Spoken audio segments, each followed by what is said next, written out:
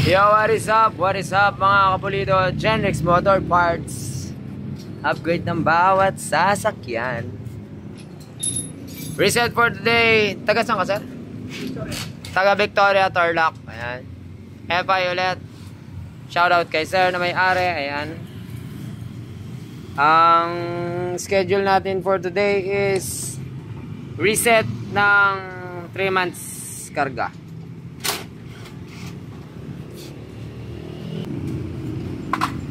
So medyo busy kanina kasi may naasikaso ako itong 4B. Ayan. Itong 4B ng Bayambang, pina-red lock tip natin. Yan. 4 valve. Tapos elbow. Tapos may naasikaso ako sa bahay. Kaya medyo late ako. Halos kakarating ko lang. So pinabiyak ko na sa kanila at tingnan yung mga senaryo. So ang problema nito kay sir is 61 big valve 4 shroud. Na top speed mo na to, sir? Bakit? 109 GPS. Sagad na yon. Sagad na. Ayoko na yon. Tapos naka-throttle body siya malaki. Wala ka naman nararamdaman na aking ganun. Kumakatok ba nun? Parang ingay lang gano'n. Para may kumakatok. Ingay lang naman siya. Tapos ang pinaka main concern problema dito is napaka-vibrate. So share ko yung tips kung bakit napaka-vibrate niya. Tapos malagitik na in 3 month setup. Hindi ko na may ipapakita sa inyo kasi tapos na. Yung valve guide is napakalaki ng alog. Sobrang laki ng alog pero bagong revalve lang ang kanyang head. Kaso syempre dito sa amin, lalo sa banda nila sir is Victoria. More on baryo talaga kami dito mga kapulido. So pagka baryo, malikabok, 'di ba sir? So hindi kami ganong naniniwala din sa open air cleaner dito kasi dito sa lugar namin talagang malikabok. Ang ginagawa nila dito. So kung dito lang sa Tarlac is yung open, lalo sa mga baryo is talagang masasaglit yan. So valve guide niya in 3 months, bagong bago daw to. Wala kang lima? Napakalaki na ng alog. Wala kang lima? So lagitik problem na yon. Tapos punta tayo sa kanyang bore 61. So sukatan natin ang kanyang 61. Steel bore lang siya. Resleeve to zero. Ay bili no. Original na 61. Ano bili mo to para i-plug and play na sana?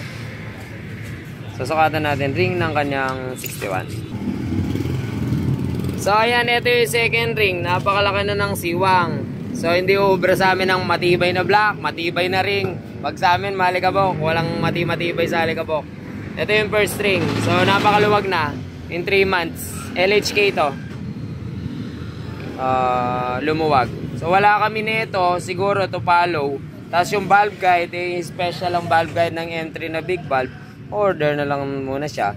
So ang pinaka point namin ngayon is itong kanyang sigunyal, yung vibration. Para sa susunod na balik niya, head na lang ang gagalawin natin, tsaka palit ng piston.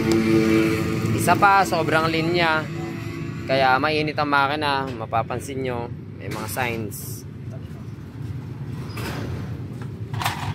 Yan, tatalim ng ring. Ayan. So ayan, magbabago tayo ng kompresyon. Sure to, na-try ko na to.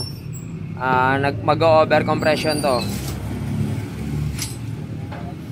So sa touring, hindi po basta katulad sa mga race specs na pang saglitan lang. Pag touring, pang babaran na malayuan. Kasi ba yun?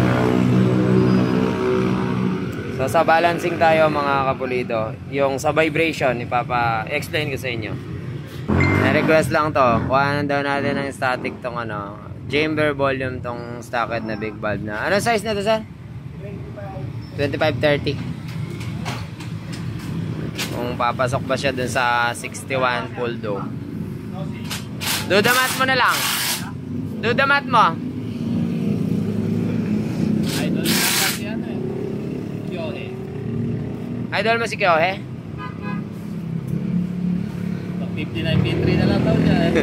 Ito lang, tingala mo. Hindi, baliktad ah. Tikas na ng ano na itong syringe na to nung ginamit sa ano? Sa anong tawag nito? ATF. Umiram. Siya no? Booted. So may volume siya na ano, 10, 11, 12.8 cc ang kanyang chamber volume. So pag pinoldom mo, tapos tinutok mo, I don't know my friend. Computin nyo na lang. Chamber volume niya is, yung 2530 is 12.8 cc. O, 12.9. 12.8 siguro. O, balik. Alam na natin. So, dito tayo mga kapulido. Bakit siya ma-vibrate? Ito yung rod niya. MTRT, cord. Pang M3 siya, pin 13. Stock. Walang tanim. Stock. Walang tanim ang sigunyal. Piston, syempre, 61. Pin, stock. Tips, mga kapulido. Bakit siya ma-vibrate? Sige, kuha na natin ang stock parts. Ito ang stock piston. Unahin natin sa rod. Ang lalado ng vibration eh. Unahin natin sa rod. Ito ang stock rod ng M3. Yan na ito, PH. Stock genuine. 113 grams. Stock. Tapos ito nakalagay sa kanya. So ito nakatabi ko lang to ha. Hindi ito sa kanya. Ito yung nakalagay, nakaset na yung sa kanya. 113 grams stock. Itong forge rod niya 117 113 minus 170 ay 127 14 ay hindi 13, 14, 15, 16, 17, 18, 19, 20 oh 14, may 14 grams na tayo sa rod pa lang.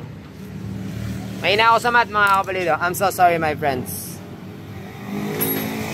So doon, may vibration ka na doon. May 14 grams ka na eh. Na wala sa balance. Tapos, piston. Ang piston ng stock M3. Ito, nakatabi lang to doon. 94 grams. So, 94 grams ang piston. Eh, yung 61 kaya. Kung walang balance yung crank. 124 minus 94. 30 grams. Grabe. So may 30 grams. So may 44 grams na difference dun sa stock. Ay, wala pa pala yung ano. Wala pa pala yung piston pin. Wait lang. 154 pala. Wait lang, wait lang. 14 plus 154 minus ano? 94. 60 grams. So 60 grams. Grabe. 14 plus 60 grams is 74 grams. Palagay niyo sa 74 grams, hindi ba yayanig yan mga kapulito? Kung walang balance ang kanyang sigunyal. So kailangan natin mag-static balancing para dyan. Makakatulong ito mga kapulito. Light 10 pin pang sporty. So sa light 10 pin sporty, ito ang stock. 168. Light 10 pin pang sporty. Babawasan pa natin to kasi makabal ng 1mm to eh. Light 10 pin sporty 168 stock. Light 10 pin 155. Minus mo pa yung 1mm. Sabihin mo na nasa 152. Nasa 152 grams lang yan.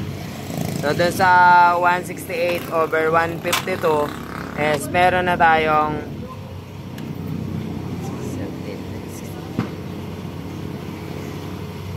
17 16 grams mga kapulido. So minus 16 grams na to kung 74.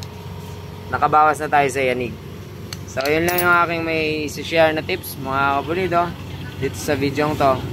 Kung magtataas kayo ng bore, magpapalit kayo ng rod, lalo ito rod at bore malaki, much better magbalancing kayo ng crank kasi mas matulin ang mapinong sigonyal kaysa sa mayanig. Parang electric pan lang yan, ulitin ko, putulin mo ang isa, wala nang tulin yan. Sana may napulot kayong kalaman sa ating munting video mga kapulido. Dito yan sa Gentex.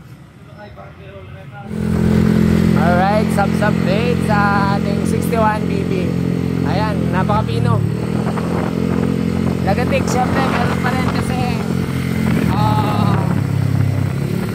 yung bad guide is yun pa rin.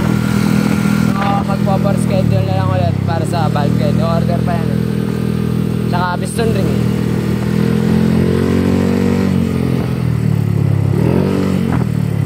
Dati 109 na yung GPS, so try natin. Pero medyo magana ako compare sa may-ari. Kasi ano ako 69. Kaya 81. So konti lang naman.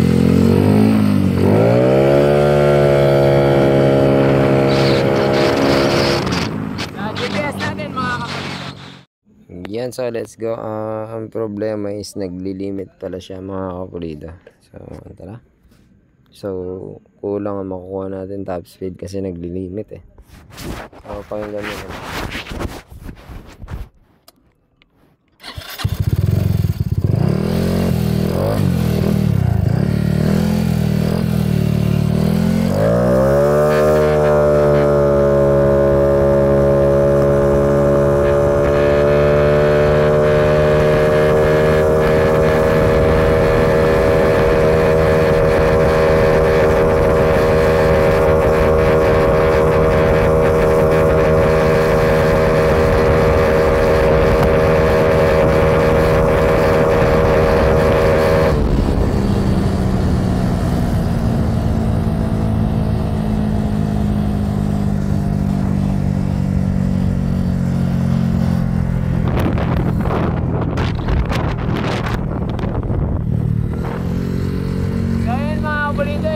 Limit na talaga yon.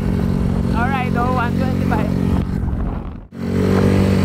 So mas okay kung mag-gearing siya, pero sa timbang ni Sir pwede na rin compare doon sa dati ng 109, diba? So kung medyo maganang rider, mag-gearing to. Kung sa akin, halimbawa mag-gearing siya, makagain pa ng mas mataas na top speed. So ayan, hanggang dito na lang ating video mga kapulido. Yung takbo, feel na feel ko, napakapino.